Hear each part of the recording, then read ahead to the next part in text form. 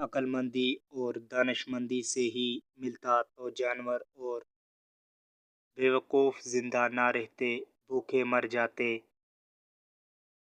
رزق تو سخاوت میں پوشیدہ ہے، جبکہ لوگ اسے زیادہ محنت میں تلاش کرتے ہیں۔ تین چیزوں کو ہر کوئی اپنا لے: صبر، شکر، رزق حلال۔ دن میں رزق تلاش کرو اور رات میں اسے تلاش کرو جو رزق دیتا ہے۔ رزق صرف یہ نہیں کہ تمہیں کھانا ملے، بلکہ اچھی نوکری، اچھے ماں باپ، اچھی اولاد بھی بہترین رزق ہے۔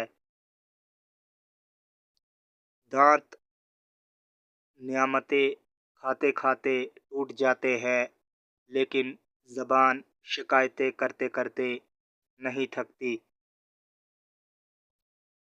جو پرندوں کو بغیر مانگے رزق دیتا ہے، وہ تمہاری دعا کیسے رد کر سکتا ہے؟